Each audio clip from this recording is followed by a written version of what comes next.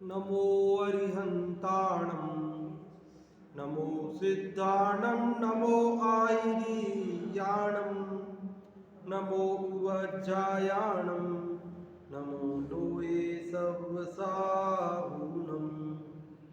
हे दुपद त्यागी मल्लिजिन मन मल्ल का मर्दन किया एकांत पीड़ित जगत को अनिकांत का दर्शन दिया। तुमने बताया जगत को क्रमबद्ध है सब परिणमन। हे सर्वदर्शी सर्वज्ञानी नमन हो शत शत नमन। नमन हो शत शत नमन। यह पद्मनंदी पंचविंशति का नामक ग्रंथराज है और इसका पहला अधिकार धर्मोपदेशामृत नाम का अपन पढ़ रहे हैं। 198 इसमें श्लोक है जिनमें से 190 पढ़ लिए हैं। आज हम 191 नंबर का श्लोक प्रारंभ करते हैं। देखते हैं क्या कह रहे हैं आचार्य देव इसके अंदर। सर्पोहार लता भवत्यसि लता सत्पुष्पदा मायते संपद्येत रसायनं विषमपि प्रीतिं विधाते रिपु देवा यान्ति वशं प्रसन्न मनसः किं वा बहु ब्रूमहे धर्मो यस्य नभोऽपि तस्य सततं रत्नैः-परैर्वर्षति। क्या कह रहे इसके अंदर? धर्म की महिमा जो बताने का क्रम पिछले लगभग 10-15 श्लोकों से चल रहा है। कल पाप का प्रभाव भी बताया था कि धर्म के प्रभाव में तो लोक में हर जगह सफलता मिलती है, लेकिन पाप के उदय में जीव को बहुत कष्ट भोगने पड़ते हैं। जिस प्रकार बलवान हाथी निर्बल महावत के द्वारा सांकल से बांध दिया जाता है, उसको जो है उसके कंधे पर बैठकर अंकुश चुभाया जाता है, उसके ऊपर भार लाद दिया जाता है, उसको मारा जाता है, उसको जो है अपनी मर्जी के अनुसार चलाया जाता है, उसको नाना प्रकार के अपशब्द कहे जाते हैं और वह हाथी उससे कई गुना अधिक बलवान होते हुए भी वो सब बातें प्रतिदिन उसकी सहन करता है। तो ये सब पाप का प्रभाव है। जैसे हाथी का उदाहरण दिया, इसी प्रकार आप और हमारे भी अगर पाप का उदय हो तो हम भले बड़े हों पर हमसे छोटा भी हमारे ऊपर सवारी करता है। हमारे माथे पे ऐसा स्वरूप है, लोक में भी है कि बड़े बड़े लोगों को छोटे छोटे लोग डराते हैं, धमकाते हैं, परेशान करते हैं पाप के प्रभाव से। और पुण्य के प्रभाव से कि छोटे से आदमी को भी बड़े बड़े लोग नमस्कार करते हैं, उसका संरक्षण करते हैं, उसकी मदद करते हैं। यहाँ पर भी इस 191 में श्लोक में भी धर्म की महिमा, धर्म का प्रभाव बता रहे हैं। लेकिन ये श्लोक आपने मंगलाष्टक में भी लिखा हुआ देखा होगा। मंगलाष्टक जब अपन ने ये कोरोना जब सबसे पहले उस समय 2019 में कब आया था ना शुरुआत में, तब अपन ने इसको मंगलाष्टक चलाया था। शुरुआत ऑनलाइन की शुरुआत अपनी उसी से हुई थी। फर्स्ट मंगलाष्टक की ही रिकॉर्डिंग अपन ने डालना चालू की थी और तब से रिकॉर्डिंग अपन डाल रहे हैं यूट्यूब के ऊपर। तो वो जो मंगलाष्टक की डाली थी तब हमने देखा किसी किताब में 10 श्लोक छप रहे हैं, किसी में 9 छप रहे हैं, तो क्या करें, 9 लें 10 लें। तो उस समय हमने विचार करके हमको जो समझ में आया, उस समय तो ये पता नहीं था कि ये क्यों 9 है क्यों 10 है, पर इतनी बात हमारे समझ में आई कि वास्तव में मूल में तो 8 है। मंगलाष्टक नाम है मंगल अष्टक, अष्टक मतलब 8 का समूह है, 8 श्लोक है और उसकी जो विषय वस्तु है वो 8 श्लोक में पूरी हो गई है, क्योंकि उन्होंने तो मंगल की प्रार्थना की है पंच परमेष्ठियों से, तीर्थों से, ये देवसागुरु से, नव देवताओं से, तो वो 8 श्लोकों में वो सारी चर्चा खत्म हो गई है। फिर हमने देखा कि ये 9वां श्लोक 10वां श्लोक क्या है, कहीं 9वां मिल रहा है, कहीं 10वां भी मिल रहा है, तो हमने देखा कि उसमें दोनों श्लोक महिमा बताने वाले हैं, उस मंगलाष्टक की महिमा बताने वाले हैं। जैसे नमोकार मंत्र है ना, वो तो नमो लोए सब साउंडम पे पूरा हो गया। फिर 105 नमो यारो क्या है, ये महिमा बताने वाला श्लोक है। अब कहीं तो नमोकार मंत्र के साथ छपा मिलेगा आपको, कहीं उसके साथ नहीं मिलेगा छपा हुआ, कोई उसको साथ में बोलना जरूरी समझते हैं, कोई लोग उसको बोलना जरूरी नहीं समझते हैं। तो क्या है, अरे वो नमोकार मंत्र तो पूरा हो गया, नमो लोए सब साउंडम पे, क्योंकि 5 परमेष्ठी को नमस्कार किया, नमस्कार हो गया, नमस्कार मंत्र है, नमस्कार की बात हो गई। फिर वो 105 नमो यारो क्या है, वो तो उसकी महिमा बताने वाला चल रहा है। उसमें तो ये बताया कि ये नमोकार मंत्र की क्या महिमा है, उसका क्या फल है, क्या लाभ है, तो वो बताने वाला वो तो अलग है। अब उसको आप इसके साथ बोलो ना बोलो क्या फर्क पड़ता है, नमोकार मंत्र तो पूरा हो जाता है बिना बोले भी। लेकिन कई लोग नहीं समझते, वो समझते हैं नमो लोए साउंडम के बाद 105 नमो यारो बोलना जरूरी है, नहीं तो नमोकार मंत्र अधूरा है, ऐसा समझते हैं। कई लोगों को ऐसा भ्रम रहता है। मैंने आपको बताया भी था शायद, एक बार वो उठावने के अंदर मेरे को शांति पाठ के लिए जब खड़ा कर देते हैं ना कभी कभी, तो एक जगह जब मैंने कर दिया शांति पाठ, तो बाद में जब सब लोग जाने लगे तो एक आदमी आया मेरे पास, कहने लगा पंडित जी आपने नमोकार मंत्र अधूरा बोला। तो मैंने कहा भाई क्या कमी रह गई जो बता दो आप। तो बोला आपने वो 105 नमो यारो नहीं बोला, नमो लोए सब साउंडम तक ही बोला, तो आपने आधा बोला। तो मैंने कहा देखो भाई वो नमोकार मंत्र तो पूरा हो गया, 105 नमो यारो उसकी महिमा बताने वाला अलग अलग गाथा है, अलग छंद है, उसको अपन उसके साथ बोले तो चलेगा, कोई दिक्कत नहीं है। मैं ये नहीं कह रहा कि नहीं बोल सकते, लेकिन अगर नहीं बोले तो वो अधूरा नहीं है। नमोकार मंत्र तो पूरा हो गया, उसको उसके साथ बोला जाना अनिवार्य नहीं है, बल्कि हम ये भी कह सकते हैं बोलने की जरूरत नहीं है। अरे वो तो समझने की बात है, वो तो महिमा बताने वाली बात है। आपको महिमा नहीं आई हो तो महिमा बताइए उसमें। फिर उसके बाद जब भी मैं शांति पाठ करता हूँ तो 9 बार नमोकार मंत्र के बाद 1 बार 105 नमो यारो बोल देता हूँ। हाँ, 1 बार बोल देता हूँ ताकि किसी को ये नहीं लगे कि ये अधूरा है, उसके भी मन को संतोष हो जाए कि हाँ हो गया पूरा। हाँ, हाँ, इसके साथ में 67 अक्षर पकड़ते हैं। हाँ, बाकी लोग तो कई लोग तो क्या है 9 बार बोलेंगे तो 9 बार ही 105 नमो यारो भी बोलेंगे, पर 9 बार मैं नहीं बोलता हूँ, 1 बार बोल देता हूँ लास्ट में।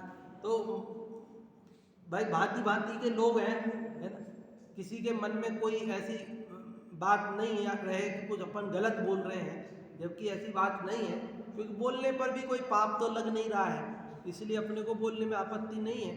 अगर पाप लग रहा होता, कुछ गड़बड़ हो रही होती तो फिर नहीं भी बोलते, हाथ जोड़ देते कि भाई नहीं बोल सकते, पर ये बोलने में कोई आपत्ति भी नहीं है, इसलिए बोल भी देते हैं। और हर बार इसलिए भी नहीं बोलते हैं कि वो बताना भी चाहते हैं कि भाई ये पूरा हो गया, इसके बिना ही पूरा हो गया। तो ऐसे ही वो जो मंगलाष्टक के जो बाद में 1 या 2 छंद और मिले, तो हमने देखा ये दोनों तो महिमा बताने वाले, और उसमें जो एक तो ये मिलता है सर्पोहार लता वाला, एक वो मिलता है इत्थम श्री जिन मंगलाष्टक मिदम सौभाग्य संपत् प्रदम, वो जो है ना, तो अब उसमें तो समझ में आ रहा है कि इत्थम श्री जिन मंगलाष्टकम इदम, कि यह मंगलाष्टक, फिर उसकी महिमा बताई कि भाई ये सौभाग्य संपदा प्रदान करने वाला है ये वो। तो हमने कहा एक ही बहुत है, एक में महिमा आ गई पूरी, और ये वाले में तो कहीं मंगलाष्टक का नाम भी नहीं है। लेकिन अब ये जब अपन ने पद्मनंदी पंचविंशति का पढ़ा और आज जो ये 191वां श्लोक आया, तो अब ये बात बिल्कुल स्पष्ट हो गई दिमाग में कि वो मंगलाष्टक का भाग नहीं है। ये तो पद्मनंदी पंचविंशतिका का स्वतंत्र श्लोक है, इसमें धर्म की महिमा बताई है।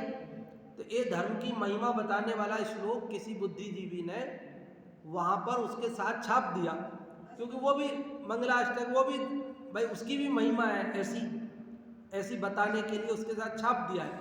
लेकिन अब ये बात अच्छी तरह दिमाग में मेरे क्लियर हो गई कि ये श्लोक उसका भाग नहीं, मंगलाष्टक का भाग नहीं, मतलब ये स्वतंत्र श्लोक है। ये तो पद्मनंदी देव का इस ग्रंथ के प्रथम अधिकार धर्मोपदेशामृत का 191 नंबर का श्लोक है। तो अब मैं सोचता हूँ कि वो उस समय जो अपन ने 9 ही छंद लिए, ये 10वां नहीं लिया तो सही किया। और अब यहाँ जो जहाँ बिल्कुल इसकी उचित जगह है वहाँ पर अपने आप आ गया क्रम में। देखो, तो अब जो लोग वहाँ 10 पढ़ते हैं वो भी समझ लेना इसका अर्थ, वहाँ पे भी समझ लेना, यही अर्थ है, बिल्कुल वही शब्द है, वही श्लोक है, बिल्कुल सेम। क्या लिखा है यहाँ पर? सर्पोहार लता भवत्यसि लता सत्पुष्पदा मायते संपद्येत रसायनम विस्मपि प्रीतिम विधाते रिपु देवा यान्ति वशं प्रसन्न मनसः किं वा बहु ब्रूमहे धर्मो यस्य नभोऽपि तस्य सततं रत्नैपरैर्वर्षति। क्या कह रहे? सर्पोहार लता भवति, सर्पोहार लता भवति, यह ना भवत्यसि लता, संधि विच्छेद करेंगे तो भवती असि लता, ठीक है। तो सर्पोहार लता भवती, सर्पो मतलब सर्प, नाग, जहरीला सांप, वह हार लता मतलब हार भवती मतलब हो जाता है, बन जाता है। धर्म के प्रभाव से, पुण्य के प्रभाव से क्या होता है? सांप हो तो हार बन जाता है। बन गया था, नहीं बन गया था? कौन के बना था? है? मनोरमा सती थी, सोमा सती, सोमा सती। तो उसको वो था ना, उनकी सासू जी ने एक मटके में सांप रख दिया और ये कह दिया कि ये हार लाई हूं मैं तेरे लिए और वो मटके में रखा है, तुम ले लो। ये सोचकर कि ये हार के भरोसे में जाएगी, हाथ डालेगी और सांप काट लेगा और ये मर जाएगी, उसको मारने के लिए। लेकिन चूंकि वो पुण्यशाली थी, देव दर्शन का नियम था उसके, देव दर्शन के बिना अन्न जल ग्रहण नहीं करूंगी, ऐसा नियम था उसका। शादी से पहले उसका ऐसा नियम था आजीवन का। शादी हो गई ऐसे घर में जहाँ इस प्रकार की रुचि वाले जीव नहीं थे, तो उसकी सास कहती थी क्या होता है मंदिर जाने से, क्या होता है मंदिर जाने से, क्यों नहीं अन्न जल लेगी, बिना मंदिर जाए क्यों नहीं लेगी। तो उसको गुस्सा आता था, उसने सोचा मार देते इसे, इस प्रकार की योजना बनाई। लेकिन उसके पुण्य के प्रभाव से, व्रत के प्रभाव से, धर्म के प्रभाव से जैसे उसने हाथ डाला तो वो क्या बन गया? हार बन गया। तो वो सास तो मारना चाहती थी और उसको सचमुच हार उसको देख करके, और सुंदर बढ़िया नवलखा हार और उसको देख करके तो उसके मन में पानी आ गया सास के। उसने सोचा कि ये हार इसको क्यों, ये तो मैं, तो उसने कहा जरा दिखाना, और जैसे उसका हाथ में दिया तो वो नाग बन गया। तो उसने वापस डर के फेंका तो उसके हाथ में गया तो वो वापस वो हार बन गया। तो एक मतलब पुण्यात्मा जीवों, धर्मात्मा जीवों के पुण्य के, धर्म के प्रभाव से सांप भी क्या बन जाता है? सुंदर हार बन जाता है। और पाप के प्रभाव से हार भी सांप बन जाता है, क्योंकि सोमा ने तो हार ही दिया था उसकी सास को, सांप थोड़ी दिया था। तो हार बन गया था, उसके हाथ में हार ही था, उसने तो हार ही दिया था, पर हार ही उसके हाथ में जाकर क्या बन गया? सांप बन गया। तो ये पाप और पुण्य का प्रभाव है। तो क्या कह रहे? सर्पोहार लता भवती। क्या हुआ? सर्प क्या बन गया? हार बन गया। असीलता, असीलता मतलब तलवार, असी मतलब तलवार, असीलता मतलब तलवार, पैनी धारदार जो तलवार है ना, वो तलवार शत पुष्पदाम आयते। क्या हो जाता है? वो शत पुष्पों की माला बन जाती है। क्या? पुण्य के धर्म के प्रभाव से तलवार क्या बन जाती है? पुष्पों की माला बन जाती है। बन गई थी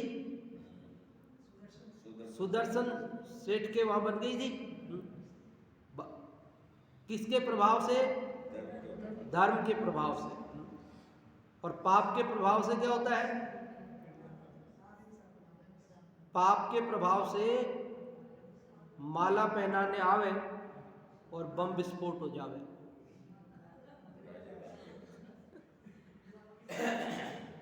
हो जाते हैं ना ऐसे।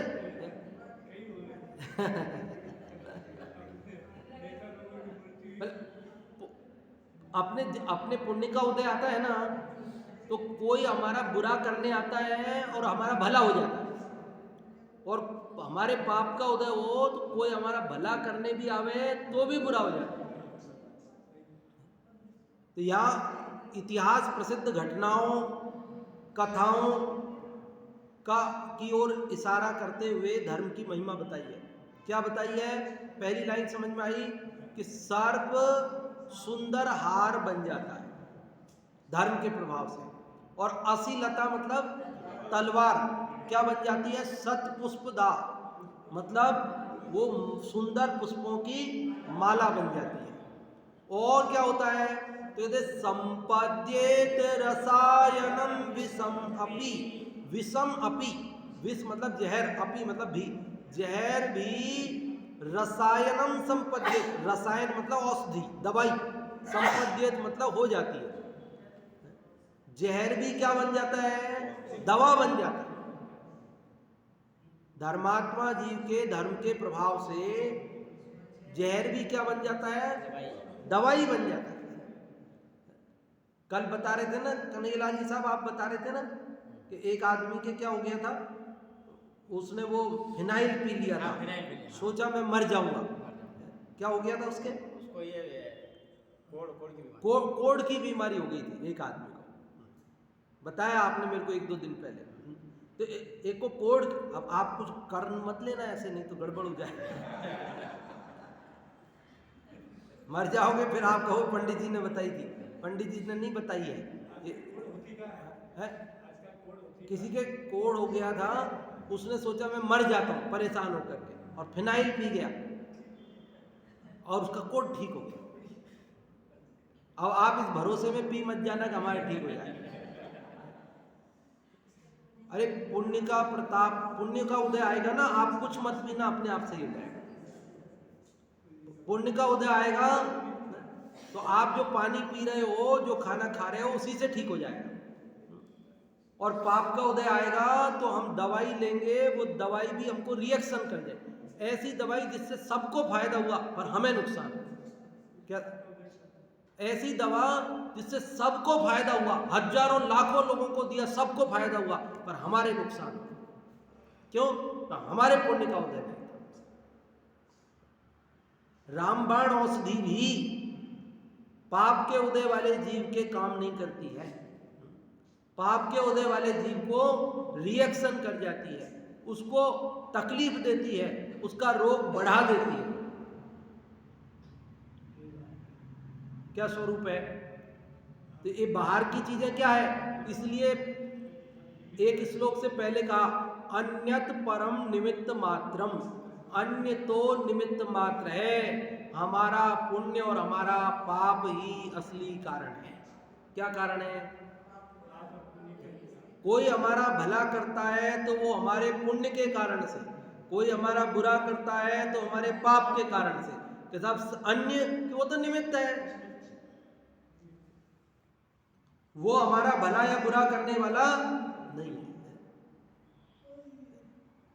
यद्यपि पुण्य और पाप भी निमित्त ही है। ये अंतरंग निमित्त है, वो बहिरंग निमित्त है। वो बाहर दिखता है आपको आदमी भला बुरा करने वाला, और ये अंदर में अपना किया हुआ कर्म वो बैठा है हमारी सत्ता में, और वो उदय में आया और ये हमको ऐसा निमित्त बना।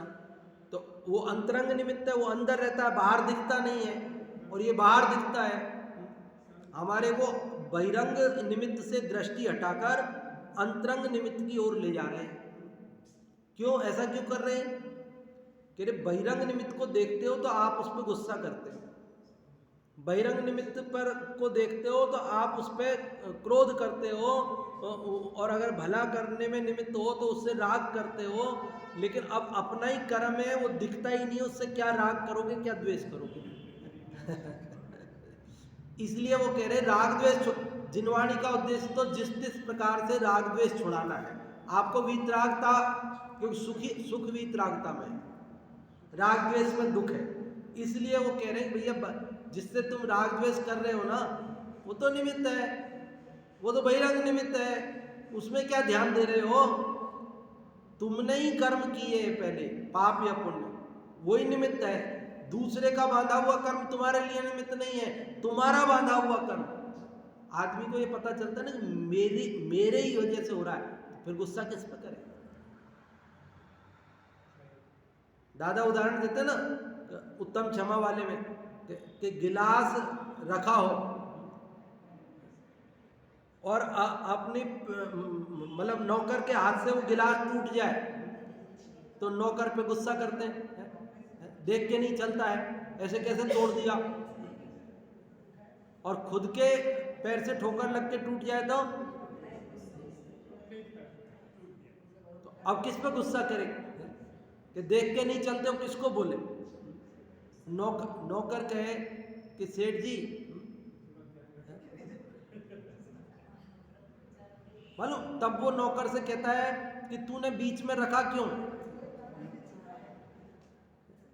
तो मान लो नौकर ने नहीं रखा हो, सेठ जी नहीं रखा हो, तो नौकर कहे कि सेठ जी बीच में रखा भी आपने ही था और ठोकर भी आपने ही मारी है।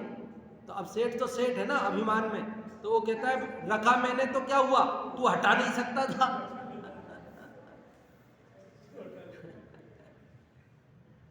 लेकिन क्या करो, इसलिए भाई तेरे ही कर्म का उदय है, तूने ही किया है, कोई और नहीं है करने वाला, हटा भी नहीं सकता दूसरा, तेरे कर्म को कोई मिटा भी नहीं सकता, इसलिए तुझे राग द्वेष करना उचित नहीं। ये बात समझ में आए, इसके लिए ये अंतरंग निमित्त पर ले जाते हैं।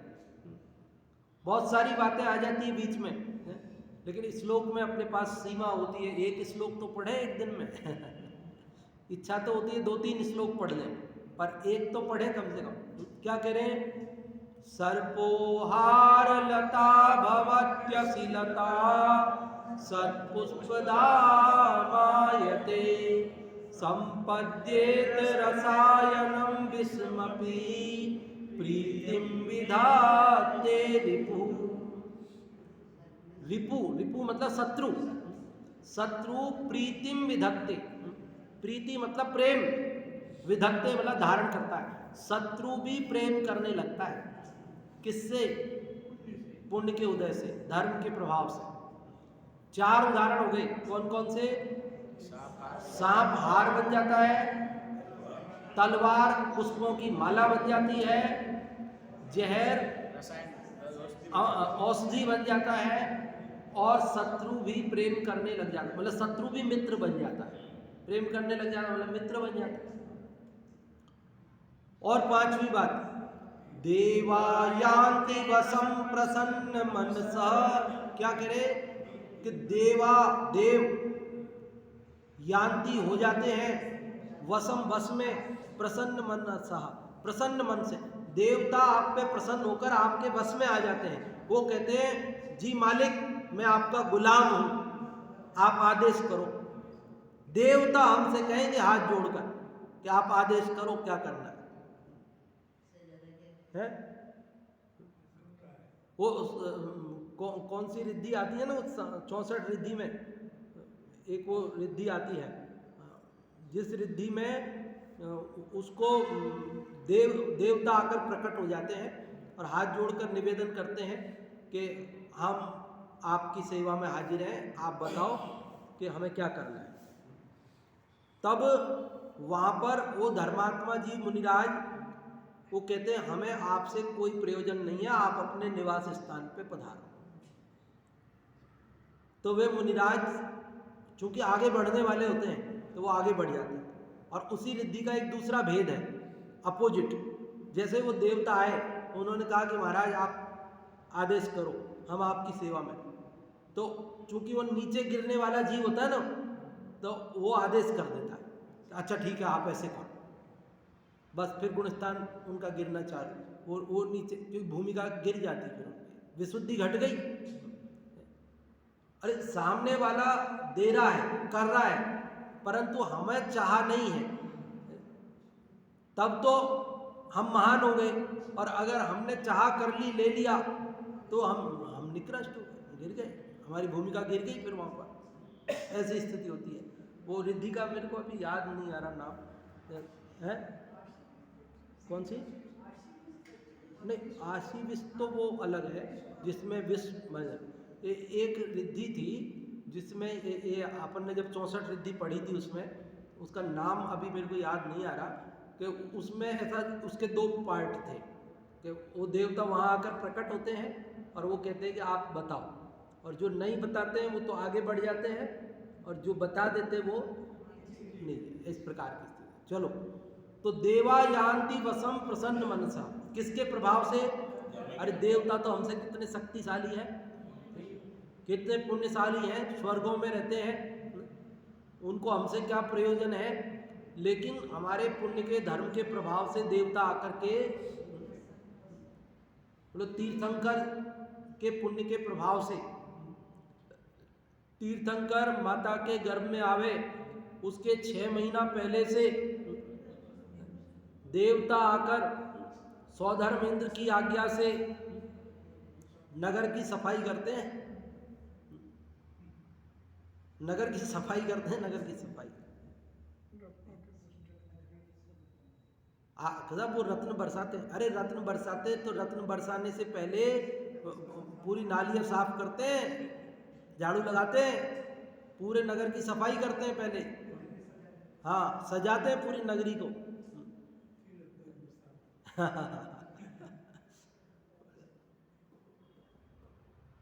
किसके प्रभाव से? तीर्थंकर के पुण्य के प्रभाव से। और फिर आगे आगे क्या क्या होता है वो तो बताने की क्या जरूरत है, आप जानते हो। पंच कल्याणक आजकल तो अपने को पुण्य के प्रताप से जल्दी जल्दी देखने मिलते हैं। बाकी पहले तो जब बचपन में तो वर्षों में जाकर कहीं कोई एक पंच कल्याणक होता था, वो बहुत दूर कहीं होता था, तो घर से बिस्तर बांध करके और अपना आटा दाल लेकर के वहाँ जा कर के और वहाँ अपनी रोटी बनाकर खा कर के अपना बिस्तर बिछाकर सो कर के और पंच कल्याणक देखते थे। अभी तो सब 5 स्टार सुविधाएं जैसी चाहिए वैसी, पैसा फेंको तमाशा देखो, है वो भी देखी। और अभी भी पंच के, और वहाँ इतनी तकलीफों में जाकर जीव अपनी विशुद्धि बढ़ाता था, कितनी विशुद्धि बढ़ाता था।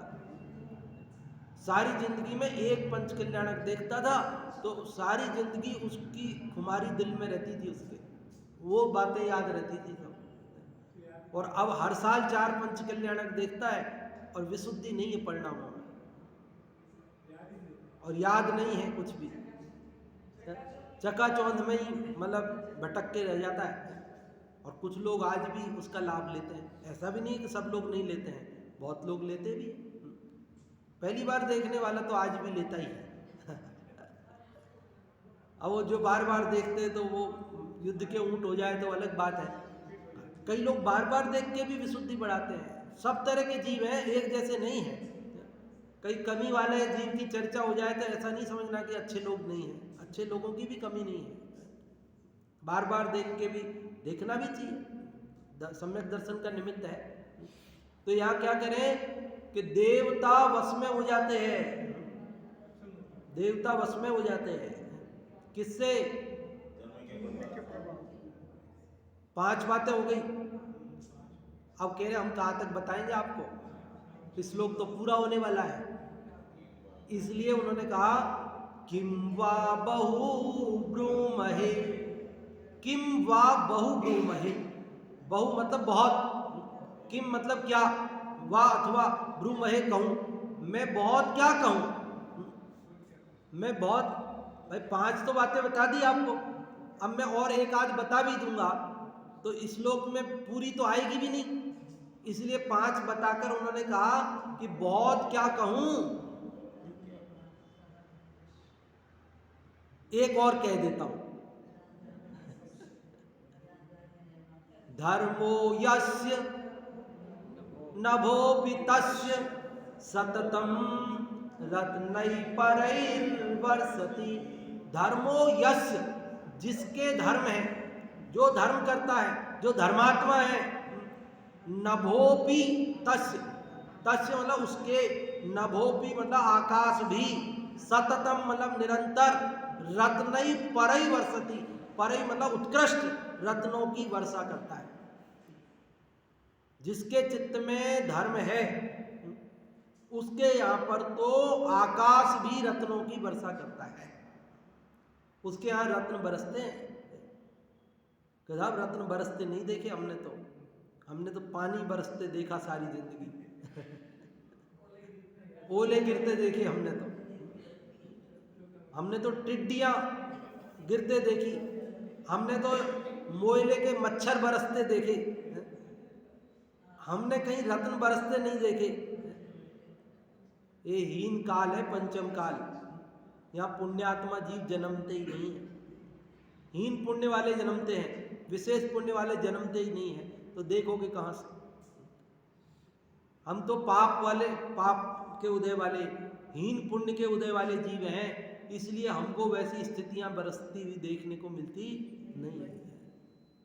और जो कुछ है उनमें भी जो कुछ पुण्यशाली हैं उनके यहाँ पानी भी रत्न बन जाता है, उनके खेत में पानी बरसता है और फसल लहलाती है। और पाप के उदय वाला जीव होवे तो वो पानी उस फसल को गला देता है, वही पानी उसी फसल को, आप कहोगे यार ये ऐसे कैसे आप कह रहे हो, जब पानी ज़्यादा बरसेगा तो फसल गलेगी, कम उचित बरसेगा तो वो बढ़ेगी, ये होगा वो होगा, वैसा ही पानी बरसता है। एक खेत में फसल हो जाती है, दूसरे में नष्ट हो जाती है। वही पड़ोसी के खेत में फसल बढ़िया है और एक खेत में गड़बड़। अरे एक ही खेत में आधे में फसल नष्ट हो गई और आधे में बच गई, क्या है तमाशा ये? अपने पुण्य प्रमाण, हमारे आधे के लायक पुण्य बचा था तो आधी बच गई। जितना अपने पुण्य प्रमाण, अभी भूकंप आया है ना वहां पर तुर्की में, सीरिया और तुर्की दो देशों में परसों भूकंप आया ना, 5,500 लोगों के मरने की खबर तो आ रही है और बढ़ गई होगी संख्या, 9,000 की आ गई संख्या। एक व्यक्ति तो मर गया और एक बच रहा है। भाई भूकंप तो आया ना, भूकंप तो आया, 9,000 मर गए और बाकी बचे कि नहीं बचे? बाकी बचे। तो भूकंप उनके लिए नहीं आया, जो बचे उनके लिए, तो उनके लिए भी आया। तो जो मर गए उनके लिए आया, नहीं आया क्या? तो उनके लिए भी आया। लेकिन जिसके पुण्य का उदय था वो बच गया, जिसकी आयु शेष थी वो बच गया, जिसकी आयु पूरी हो गई कोई जान से हाथ धो बैठा, कोई घायल हुआ है, थोड़ा इलाज करेंगे ठीक हो जाएगा, और किसी को खरोंच भी नहीं आई। ये सब क्या है? ये सब पुण्य पाप के खेल है। किसके खेल है? ये सब किसके खेल है? पुण्य पाप के खेल है। इसलिए हमें क्या करना, पाप से बुद्धि पूर्वक बचना, धर्म मार्ग में लगना, ये संदेश है। क्या संदेश है? श्लोक समझ में आ गया ना? श्लोक समझ में आया कि नहीं आया? सर्प क्या बन जाता है? हार बन जाता है। तलवार क्या बन जाती है? पुष्पों की माला बन जाती है। जहर क्या बन जाता है? औषधि बन जाता है। शत्रु क्या बन जाता है? मित्र बन जाता है। देवता वश में हो जाते हैं। और अधिक क्या कहें, जिसके चित्त में धर्म है उसके तो आकाश भी रत्नों की वर्षा करता है। सर्प मनोहर हार बने, फूलों की माला तल, घातक विष भी बने रसायन, अरि भी करे प्रेम व्यवहार, सुर भी दास बने खुश होकर, और अधिक क्या कहे विशेष, जहाँ धर्म है वहाँ गगन से उत्तम रत्न नित्य बरसे। और भी बहुत सारे उदाहरणों की चर्चा जैन पुराणों में, जैनेतर पुराणों में बहुत ऐसे घटनाएं प्रसिद्ध है जो आप सब जानते हैं। सीता के लिए कमल की रचना हुई थी, है ना, पानी बन गया था। वहाँ मीराबाई के लिए आता है कि उनको जहर का प्याला राणा जी ने पिलाया और वो उसको पी गई और वो नहीं मरी। वो प्रहलाद का, भक्त प्रहलाद का आता है कि वो होली में रखकर उसको जलाया गया, आग लगा दी गई और वो प्रहलाद बच गया, है ना। जैनों पुराणों में तो है ही, जैनेतर पुराणों में भी पुण्य के प्रभाव के प्रसंग सर्वत्र भरे पड़े हैं। इसलिए पाप से बुद्धिपूर्वक बचना, पाप भयंकर है, और धर्म मार्ग में लगना। अर्थ, अब वो सब कहानियां सुनाने को समय नहीं है ना, इसलिए मैं शॉर्ट में एक आध नाम ले दिया। अर्थ, जो मनुष्य धर्मात्मा है उनके प्रभाव से भयंकर सर्प भी मनोहर हार बन जाते हैं। पैनी तलवार भी उत्तम फूलों की, वो श्रुत सागर मुनिराज को 4 मंत्री बलि, नमुची, बृहस्पति, प्रहलाद आए थे ना 4 तलवार से वार करने के लिए, फिर क्या हुआ? कीलित हो गए, मतलब उनके लिए तो हार ही बनी भाई, उनके तो कोई चोट आई नहीं और जय जयकार हो गई उनकी। सुबह दुनिया ने देखा तो भाई वो तलवार नहीं भले ही हार बनी, पर लोगों ने तो उनका सम्मान किया ना। मुनिराज की महिमा आई ना कि देखो कितने धर्मात्मा जीव हैं, और उन 4 को जिन्होंने प्रहार करने की कोशिश की उनको देश निकाला, गधे के मुंह ऊपर बिठाकर काला मुंह करके, तो उनका अपमान हुआ। तो जो मनुष्य धर्मात्मा है उनके प्रभाव से भयंकर सर्प भी मनोहर हार बन जाते हैं। पैनी तलवार भी उत्तम फूलों की माला बन जाती है। प्राण घातक विष भी उत्तम रसायन बन जाता है। वैरी भी प्रीति करने लग जाता है, और प्रसन्न चित्त होकर देव भी धर्मात्मा पुरुष के अधीन हो जाते हैं। ग्रंथकार कहते हैं कि विशेष कहाँ तक कहा जाए, जिस मनुष्य के हृदय में धर्म है, अर्थात जो मनुष्य धर्मात्मा है, उसके धर्म के प्रभाव से आकाश से भी उत्तम रत्नों की वर्षा होती है। इसलिए भव्य जीवों को धर्म से कदापि विमुख नहीं होना चाहिए। क्या कह रहे हैं? भव्य जीवों को धर्म से कदापि विमुख नहीं होना चाहिए। आप और हम सभी धर्म मार्ग से न डिगें, धर्म मार्ग में लगे रहें, और जो धर्म मार्ग में नहीं लगे हैं वे भी धर्म मार्ग में लगें। इस मंगल भावना से अभी बात को या विराम।